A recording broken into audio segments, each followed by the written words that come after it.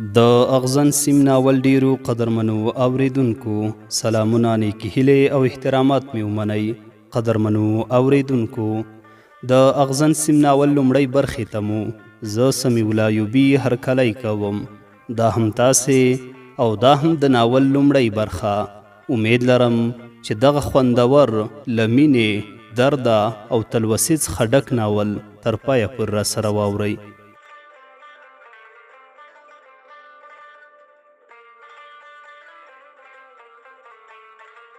کمپیوټر می چالان کړ، ایمیلونو ته ورغلم. 4 ایمیل وو، 3 دفتری او یو هم ناشناخته ایمیل می لومړی وکوت لیکلی وو. مرم د ژوند کیسه می لیکې، ادرس ته می وکتل، ګډ وډ توري لیکل شوي وو. سر می پسې ونه ګرځاوه. د دفتر ایمیلونه می جواب کړل. د میز پر سر د راډیوي خپرونو پرتو متنونو اصلاح غوښته. 10 بجې وې، په همغه ادرس بل ایمیل راغی. فکر دې وکړ. ما ورته وویل ته څوک یې؟ د قوته جواب راغی، ستا 2-3 ناولونه مې له انټرنیټ راواخیستل، هیله کوم د چټ پاڼې ته ورشه. هماغسې مې وکړل. ویې لیکل سلام. ما ورته ولیکل وعلیکم سلام، ته څوک یې؟ هغې راته ویل ضروري ده؟ ما ورته ویل هو. هغې راته ویل 22 کلنه یم. ما ورته ولیکل پوره جواب نه و. هغې وخندل. ما ورته ویل ولې خاندې؟ هغې ولیکل زما د ژوند کیسه لیکې؟ ما ورته ویل نه. هغې راته ویل 22 کلنه یم. ما ورته ویل 22 کلنه یې که 22 کلن؟ هغې وخندل دومره بې باوره یې؟ ما ورته ویل د باور دلیل. جواب یې را نه کړ. ما ورته ولیکل یو وخت مې له یو چا سره چټ کاوه، ځان یې جینۍ معرفي کړی وو، خو وروسته مې ملګری وښود، تر اوسه مې ځوروي. څه یې ونه لیکل. په کیسه کې نه شوم. ګړۍ ته مې وکتل، 10 بجې وې. جلسه مو درلوده، 1.5 ساعت وخت یې نیوه. د کنفرانس له سالونه سیده پورته توامخانې ته وختم. ماسپښین 1 بجه بیرته کمپیوټر ته کېناستم. څو پرله پسې جملې لیکلې وې. د چا چې مرګ نږدې وي دروغ نه وایي. زما د ژوند کیسه ولیکه، هم به موضوع پیدا کړې او هم به د نورو ته خیر ورسیږي. که امکان لري د ټلیفون نمره دې راته ایمیل کړه. د ټلیفون شمیره مې په ایمیل کې ورته ولیږله. تیاره وه. په نیازبیګ کې د دفتر له موټره ښکته شوم. نیازبیګ د کابل ښار په لویدیځه څنډه کې پرته سیمه ده. کورونه یې بې نقشې دي، تنګې کوڅې لري. زه هم همدلته په یو کرایي کور کې اوسم. دا تنګې کوڅې په ژمي کې د تګ وړ نه وي، بس د دواړو خواو د بامونو واورې کوڅو ته رالویږي. هغوی چې موټر لري، موټر یې سلامت 3 میاشتې په کورونو کې ولاړ وي. برق نه و. په توره شپه کې روان وم، خو له بامونو رالوېدلو واورو دومره رڼا کوله چې پل په سم ځای کې کېږدم. د کوڅې په سر کې نانوایي ته ور وګرځېدم. یوه ډوډۍ مې راواخیسته، بس وه. ماشومان کلي ته تللي وو. په کوڅه کې راتاو شوم. ټلیفون مې وشرنګېده. له جیبه مې راویسته. سکرین شنه لمبه کوله. نمرې ته مې وکتل، خارجي وه. غوږ ته مې ونیوه. هلو. ښځینه غږ راغی. اوس دې باور وکړ؟ ما ورته وویل وبخه څوک یاست؟ د خندا غږ یې په غوږ راننوت. ویې ټوخل. ویې ویل ته هرجن یې، فکر نه کوم چې زما د ژوند کیسه په سمه توګه ولیکې. ما وخندل. ورته ومې ویل ته خو په رښتیا هم جینۍ یې. په خندا کې وویل اوس خو دې باور راغی؟ ما ورته ویل تر دې لوی ثبوت؟ هغې راته ویل بس نو شک دې له زړه لرې کا، دروغ درته نه وایم. غلی شوم. د جواب لپاره په مناسبه جمله پسې ګرځېدم. ویې ویل په ټلیفون کې شور دی. ما ورته ویل کور ته روان یم، په کلکه واوره خیژم. کابل مې هیڅ وخت داسې سپین نه ولیدلی. ویې ویل دلته هم د واورې کمی نشته. پوښتنه مې وکړه چیرته؟ هغې راته ویل په ایټالیا کې. د کور دروازې ته ودرېدم. ډوډۍ مې تر څنګلې لاندې کړه. جیب ته مې لاس کړ. کلي په ماتو پیسو کې ورکوه. مقابل لوري وویل هلو، زما خبرې اورې؟ ما ورته ویل هو. هغې راته ویل ولې غلی شوې؟ کلي مې په کلب کې تاو کړه. ویې ویل دروازه نه خلاصېده؟ خندا راغله. ورته ومې ویل سمه جادوګره یې. هغې ویل نه، ما د دروازې غږ واورېده. ټلیفون قطع شو. کوټې ته لاړم. برق راغلی وو. د بخارۍ تر څنګ سهارنۍ ناولې پیالې و ترموز ایښي وو. په ژوند کې مې د لوښو له مینځلو کرکه کېږي. کوټې ته مې وکتل. غالۍ پاکه وه، جارو یې نه غوښته. لومړی مې ټلویزیون ولګاوه. 9 بجې وې. په خبرونو کې مظاهرې ښودلې. بخارۍ را په زړه شوه. لرګي مې راوړل. 10 دقیقې وروسته د کوټې لویو شیشو مړه خوله ونیوله. د دیګ غم مې نه درلود، بس بیګانۍ قورمه پاتې وه. جامې مې بدلې کړې او د بخارۍ ترڅنګ اوږد وغځېدم. خوند یې کاوه، د لرګو د سوځېدو ټکا خطا. د بخارۍ یوه خوا سړه وه.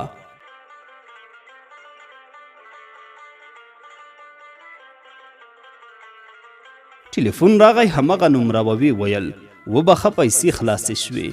ما ورته وویل زه ډېر ګوشنه یم. وی خندل ولې؟ ما ورته وویل هیڅ، ما ټلیفون درته ونه کړ. په خندا کې ټوخی ګډ شو، ښه شیبه یې وټوخل. بیرته یې وخندل، نه داسې نه ده. ما ورته وویل دروغ نه درته وایم، پرون مې نیمه کیلو غوښه راوړې وه، 2 وخته مې کړه. خندا یې زور ونیول، خندا سره بل ښځینه غږ هم ګډ شو، خو روښانه نه راته. ما ورته ویل دا څوک ده؟ هغې راته ویل نرسه، وایي چې ډېرې خبرې مه کوه، صحت لري تاوان لري. ما ورنه وپوښتل په ایټالوي پوهېږې؟ هغې راته ویل نه، خو د هغې ماته ګوډه انګلیسي زده ده. ما ورته ویل څه ناروغي لرې؟ غلې وه، د امبولانس ناره یې غږ راته. بیا یې یو دم وخندل، بیړه دې ده؟ خبره مې واړوله، مصرف در باندې راځي. ځواب مې وانه اورېده. ومې ویل هلو؟ هغې راته ویل اورم، خو په دې ټکي کې مې غریو احساس کړ. یو دم یې وخندل، هی په مصرف پسې مه ګرځه، $10,000 را سره دي چې کاغذي تیاري هم ترې جوړوم، 1 میاشت کې نه خلاصیږي. زړه نازړه مې وویل ولې مور پلار کورنۍ؟ وی خندل، خو خندا یې ترخه وه. وی ویل 4 میاشتې مخکې مې هر څه درلودل، خو اوس هیڅ هم نشته. غلې شوه، خو مې د ژړا غږ تر ډېره اورېده. ټلیفون قطع شو. ماخوستن تر ناوخته خوب نه راته. د جنۍ خبرې رښتیا راته وایسېدې. ذهن مې پوښتنو نیولی و. اندېښنه مې وه دفتر ته له رسېدو سره سم مې کمپیوټر روښانه کړ. یوازې دفتري ایمیلونه راغلي وو. بس 7 بجې بله جلسه وه. ورغلم، له همکارانو سره د راډیوي خپرونو په اړه وغږېدم، خو زړه مې کمپیوټر ته راختلی و. ما ډېرې پوښتنې درلودې. 10 بجې خپلې شعبې ته راغلم. پر میز څو کاغذونو اصلاح غوښته.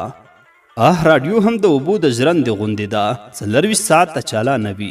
په تیره بیا د نړیوالو راډیوګانو کار ډېر دقت غواړي. وړه تېروتنه هم د منلو وړ نه ده. خو بیا مې هم په منډه د ایمیل پاڼه راواړوله، څه نه و راغلي. کاغذونه مې راواخیستل، پوره 2 ساعته وخت یې غوښته. غرمه شوه، همکاران ډوډۍ ته لاړل، خو زه کمپیوټر ته کېناستم. په بیړه مې ولیکل، نه یې لکه چې پښیمانه شوې. 3 بجې ځواب راغی، وبخه معایناتو ته تللی وم، بس ژوند ته مې تمه نشته، خو دوی مې نه پرېږدي. ورځ تېره شوه، ماخوستن مې تر 1 وخته یو ناول ولوستو، خو فکر مې سر راټول نه و. آخر مې زړه طاقت ونه کړ، نمره مې پیدا کړه. زنګ ورغی، خو ځواب مې وانه اورېده. ښه شېبه ووته، زنګ راغی، ټلیفون مې غوږ ته ونیوه. هلو؟ وی ویل وبخه پولیس راغلي وو. حیران شوم، ولې؟ هغې راته ویل بس ځینې پوښتنې رانه کولې. هو رښتیا یې وهیله؟ ما ورته ویل وایه. هغې راته ویل ګوره، په خبره کې ور ولوېدم، درته ومې کتل، له خندا شنه شوه. هغې راته ویل نو څنګه درته ښکارم؟ ما ورته وویل کږې سترګې، 21 پزه او د چونګښې غوندې غټه اوږده خوله. خندا یې زور ونیو، ویې ټوخل. په ټوخي کې وویل نه، دومره هم بدرنګه نه یم.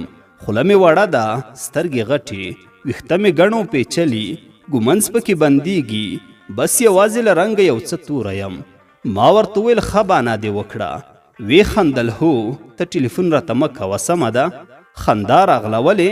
هغې راته ویل هسې مصرف در باندې راځي.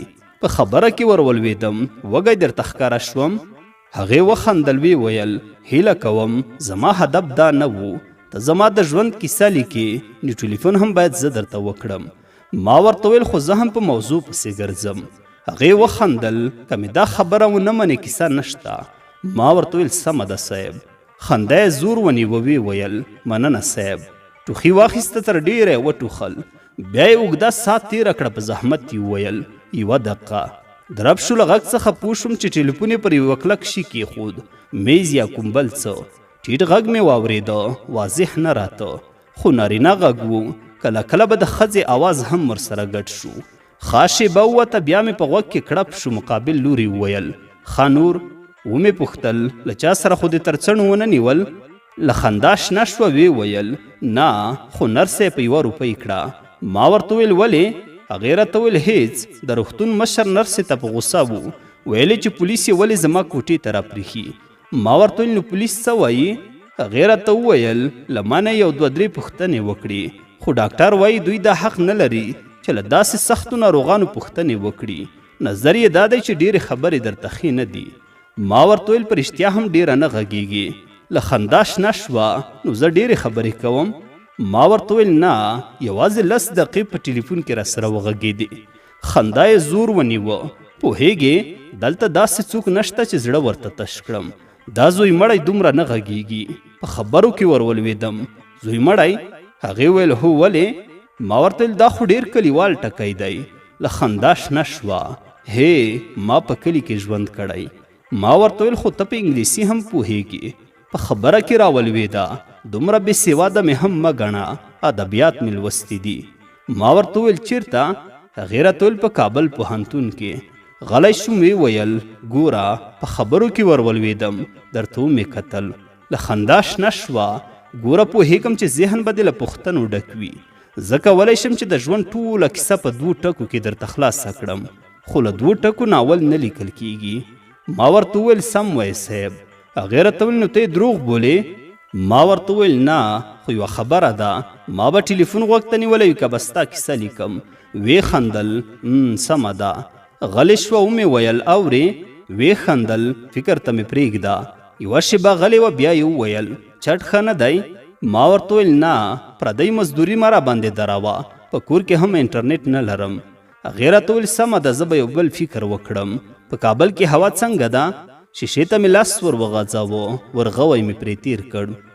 د انګړ د دروازې پر سر زیړ ګروپ ته د واورې لوی بڅرکي ور روان وو. ومې ویل واوره اوري. ځواب مې وانه اورېده.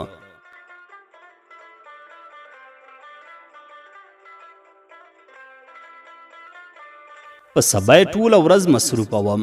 بس دفتر ته نوي کسان نیول. د انتخاب واک ما او زما یو بل همکار ته راکړل شوی وو. تر ماښامه مو له هغو کسانو سره خبرې وکړې چې د کار د موندلو لپاره راغلي وو. ټول 40 کسه وو. یو مو راوغوښت. پوښتنې مو ترې وکړې. په پای کې مو 10 تنه تر راوایستل. دوی ته مو باید 3 ورځنی ورکشاپ نیولی وای، ځکه دفتر یوازې 4 کسانو ته ضرورت درلود. داسې کسان چې د راډیوي خپرونو جوړولو ته جوړ وي. ورځ تېره شو خو ما دومره وخت ونه مونده چې ایمیلونه وګورم. لاره بنده وه. ناوخته له موټره ښکته شوم. 2 هګۍ 2 رومي بانجانه وچه ډوډۍ مې راواخیستل. یخني وه. سترګې مې اوښکې کولې.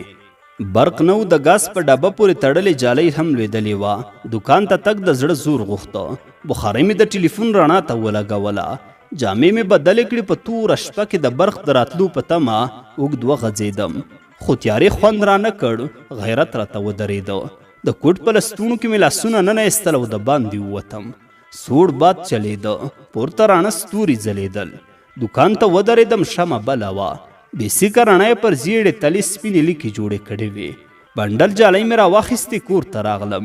شېبه وروسته د کوټې پر سره پرده زیړه رڼا ولګېده. وږی وم. هګۍ مې پخې کړې، خو رومي بانجانې خوند خراب کړی وو. یخ وهلی وو. د کړاهي مینځل مې د برق راتګ ته پرېښوده. بخارۍ ته نږدې اوږد وغځېدم. زړه مې نیولی وو. کتاب مې راواخیست. وچې خبرې وې. ښه کوه بد مه کوه.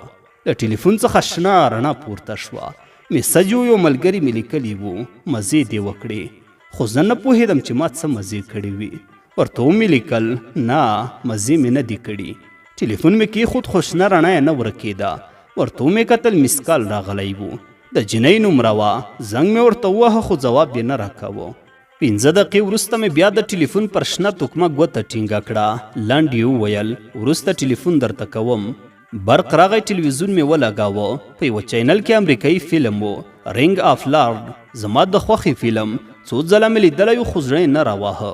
لوړ تخیل، تصویر او قوي لیکنې څخه مې خوند اخیسته. پام مې غلط و. ټلیفون راغی. همغه نومره وه.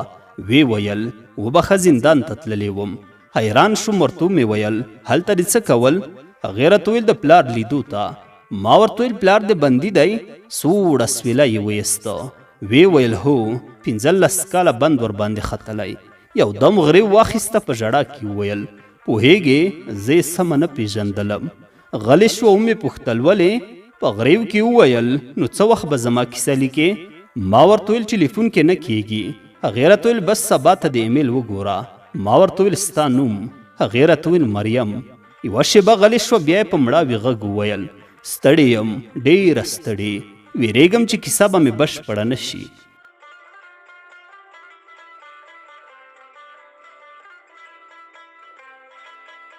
بل ښځینه غږ مې واورېده. غږ نږدې و. مریم یې په ماته ګوډه انګلیسي پوهوله چې د دوا د خوړلو وخت دی. مریم وویل اورې؟ ما ورته وویل هو.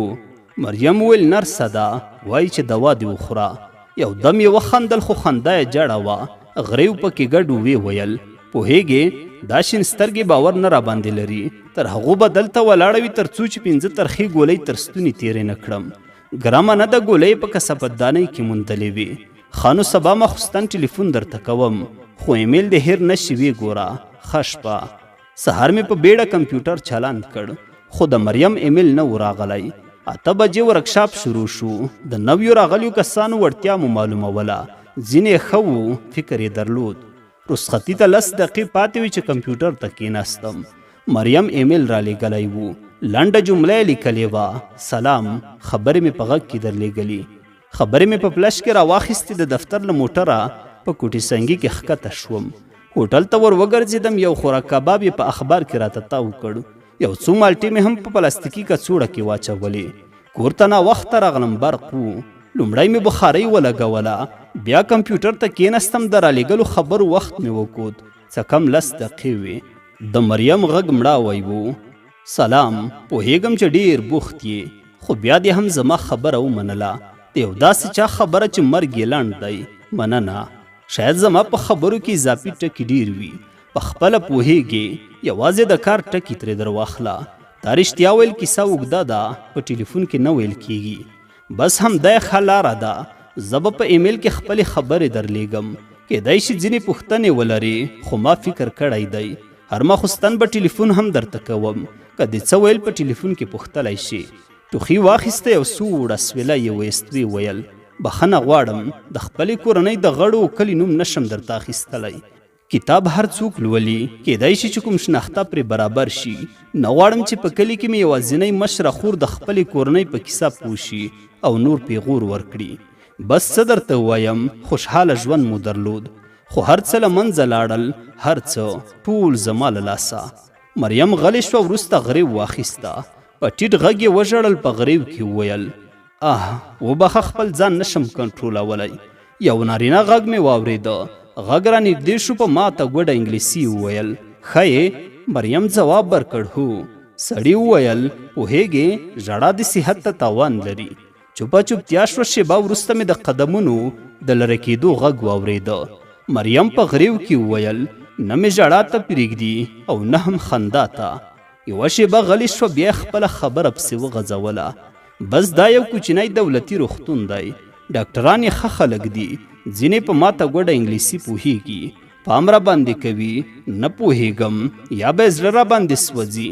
دلته یوه زړه نرسه د لوسي نومېږي. پوهېږې زه کله کله وینه را ګرځوم، خو د لوسي کرکه رانه نه کېږي. په بیړه خوله و غاړه را پاکه کړي. لوسي په اصل کې د بوسنیا ده. هلته په 90مو کلونو کې جګړه وه. خاوند یې په خپل کور کې ولګېده. دې ایټالیا ته فنا راوړه. په خپله وایي چې له تېرو 1800 کلونو راهیسې په همدې روغتون کې کار کوي. زه له روغتونه دومره نه وځم، اجازه هم نه راکوي. لوسي وایي چې ډېره ګرځېدا درته ښه نه ده. ټوله ورځ په همدې کوټه کې پرته یم. هرې خواته سپینې کاشۍ دي، پاکې پاکې مخ پکې ښکاري. د چت په زیړ ګرد ګروپ د لمر مینه ماتوم. بس کله کله د روغتون انګړ ته وځم، خو خوند نه راکوي. اسمان تل وریځ وي، هر څه بې روحه ښکاري. یوازې د ناچو ولاړې کتار ونې ژوندی راته ایسي. په دهلیز کې 3 پایې کمپیوټرونه شته. پخوا ډېره ورتلم، پښتو سایټونه به مې کتل. پام به مې غلط و، خو اوس مې سکه ختلې ده، ډېره نشم کېناستلی. مریم ټوخي واخیسته. یو دم یې وخندل. وی ویل وبخه لکه چې بلې خواته لاړم. لنډه شیبه غلې وه. بیا یې وویل 2 کاله مخکې له خپلې کورنۍ سره کلي ته لاړم.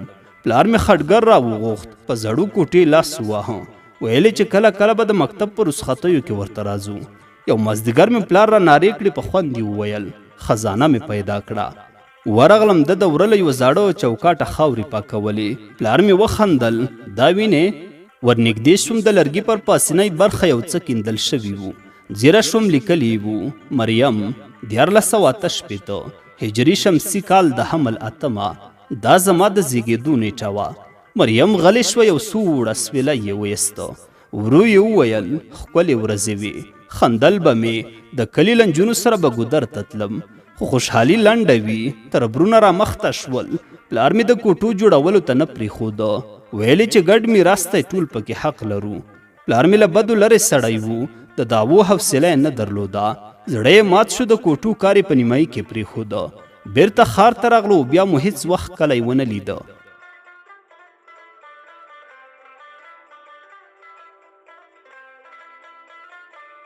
موږ د کابل په خیرخانه کې اوسېدو. کوچنی 4 نفره کورنۍ مو درلوده، مور، پلار، وړوکی ورور او مشره خور.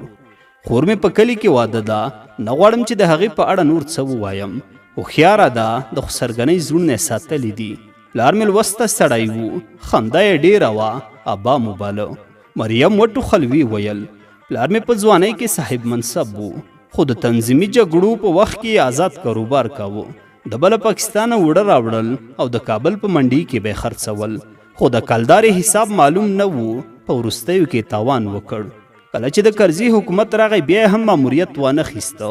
څه پیسې ورسره وې، د کوڅې په سر کې د خوراکي موادو کوچنی دکان جوړ کړ. کور خپل و، کرایه نه غوښته. مور مې هم په یوه شخصي مکتب کې معلمي کوله، ګزاره مو کېدله. خوشحاله ژوند مو درلود. مور مې تر پلار کشره وه، ډېره کشره. د دوی په عمرونو کې 15 کاله فرق موجود و. ښه مې په یاد دي، یو وخت د خپلوانو کره میلمانه وو. زه او مور مې د بس مخکینۍ دروازې ته ور وختو. کلینر راغی، مور مې کرایه ورته ونیوله، خو هغه ور یاده کړه چې پیسې مې د له پلاره واخیستې. بس مور ته مې خدای ورکړه. کله چې به مې پلار په غوسه شو، نو مور به مې جدي څېره ونیوله او وبه یې ویل، پلاره څه خبره ده؟ پلار ته به مې خندا ورغله. مور مې ډېره ښکلې وه، ډېره. تر غټو تورو سترګې اوږده باڼه راته وو. کله به یې چې وخندل، تر سپینو غومبرو لاندې به یې نرۍ ګونځې پیدا شوې. بس موږ ټول دې ته شوي وو، یوازې رنګ مو له پلار اخیستی دی. مریم وټوخل، یوه شېبه غلې وه. وروسته مې د اوبو د غړپ غږ واورېده. سوړ اسویلی یې ویسته، په مړاوي غږ یې وویل، خوشحاله وم، غم مې نه پېژانده. تر خبرو مې خندا ډېره وه، خو دا خندا تر 21 کلنۍ را سره وه. بس تیر کال هر څه بدل شول، هر څه. خبرې ختمې شوې.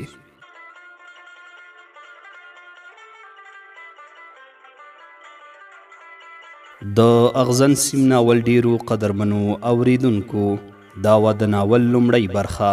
تر بلې برخې پورې مو په لوی څښتن تعالی سپارم. ښاد و آباد اوسئ.